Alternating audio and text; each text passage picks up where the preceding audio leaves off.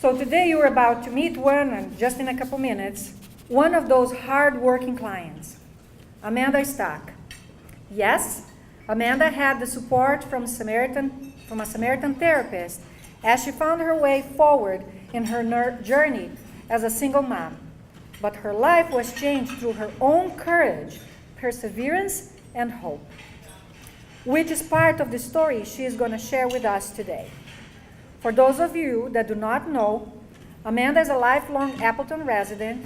She's an active volunteer of the board of the Fox Cities Community Council, United Way 211 Advisory Committee, and she's also active in her children's schools. In 2014, Amanda was elected to represent Wisconsin's 57th district, and is now serving her third term.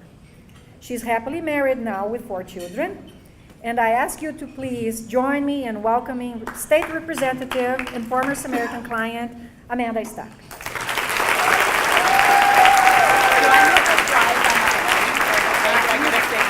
can give a nod to Jane, and then Jane will she's going to give that flowers over there. Give her the signal. Yes. All right, well, I'm so glad to be here with you today. This is such a great event, great turnout to see all of you here supporting such an amazing place and the great work that all the staff is doing at Samaritan Counseling.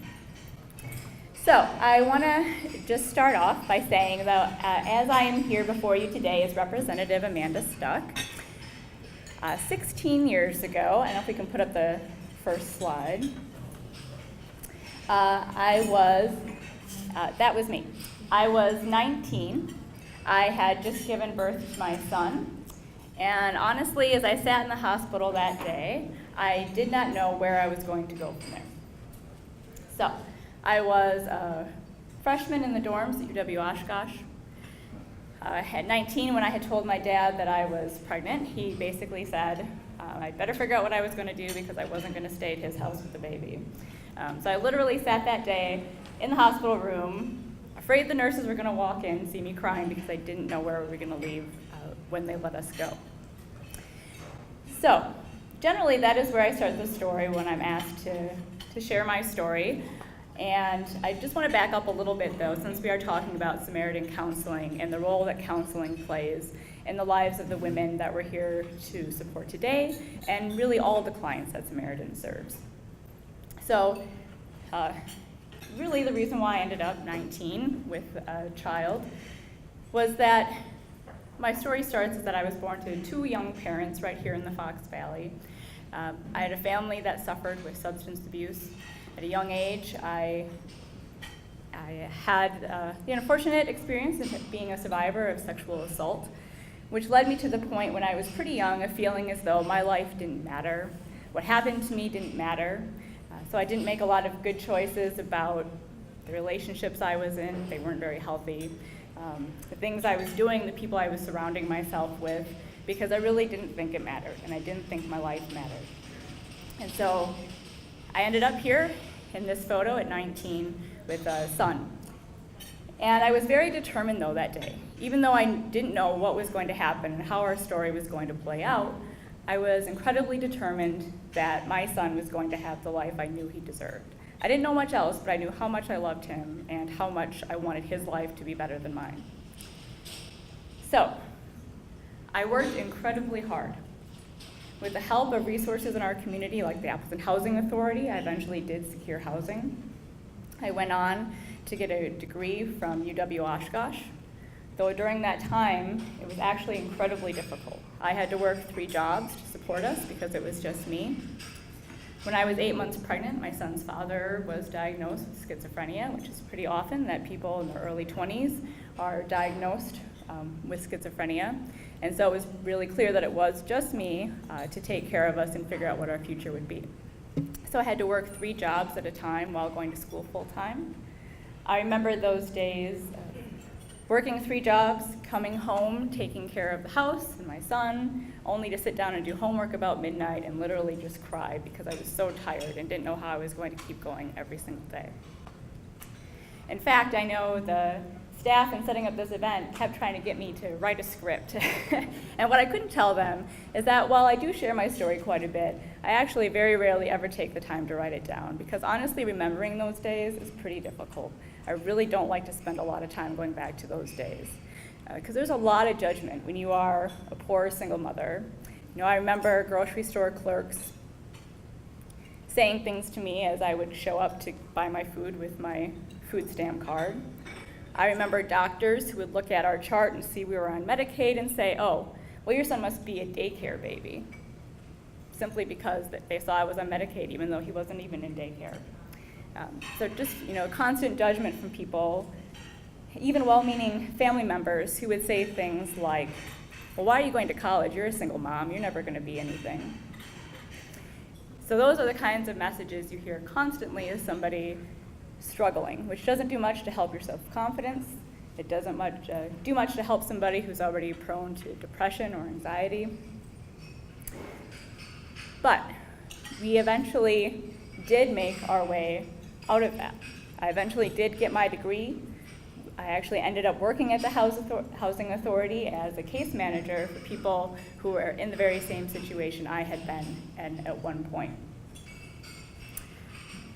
But to get there was a very difficult road. Not only the actual physical work of working those jobs, getting the resources to pull ourselves out of that situation while raising a child, but it involved a lot of work with counseling in places like Samaritan, who served my family.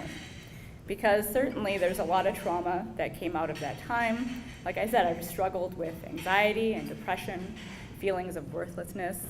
I needed a place like Samaritan to help me address those issues, to help me learn about healthy relationships, to learn tools and skills, to learn with those situations that I was in. And so it is incredibly valuable to have places like Samaritan and have these resources for people in our community because it literally can change and save somebody's life. If I had not gotten support, if I had not been able to learn those tools, I don't know we would have ended up where we were today. I don't know that the story would have ended up as good as it did. I remember when I actually went to my first job, or to apply for my first position with the political campaign. In my head, I was literally telling myself, you're a single mom. Nobody's gonna wanna hire you for anything. You're not good at anything. You're a single mom. That's all you are. But it was those little steps of getting that first job in politics, all those things that help build your confidence to the point that you start to believe that you are worth something. And working with a counselor that can help you see and celebrate those little victories and see that you are worthwhile and that you deserve better and that your family deserves better. That is the value of counseling. That is the value of places like Samaritan. So that is my story in a nutshell. So like I said, it did actually turn out pretty well. But one thing I do worry about is that sometimes when we talk about these stories, we act as though that's the end, right? That eventually I did get my degree, my son and I became self-sufficient, I got elected to office, and we kind of leave the story there as though that's the end and everything is always rosy from there and never bad again. But the truth is that it's not. That's not how life works. So my time at Samaritan didn't end because I got elected to office or got my degree. I have continued to seek help at Samaritan. I know they listed me there as a former client, but I consider myself a current client because there is not a marriage or a parent that I know that doesn't benefit from counseling. Life is hard, marriage is hard, parenting is hard, and certainly while my story turned out pretty good, it is not as though all those things that happened in the past never leave me. They still impact my relationships today. And so continued counseling does help you to continue to work on those issues, to continue to build your skills to have better relationships and deal with anxiety and depression and those things that aren't magically just gone away because something good happens to you. So I do consider it to be something that is still part of my life, still part of my well-being, that counseling isn't something you just do once and are done, that it really is something to continue to be part of your life. And one of the things that I put this slide up here for is one of my very favorite things in my life is a podcast called My Favorite Murder. I don't know how many of you have ever heard of it, but one of the things about it is they often talk about mental health and counseling. In fact, the two hosts on the podcast even talk about going to counseling together as business partners because it helps them to make sure that they are communicating well and that even as business partners, therapy and counseling helps them.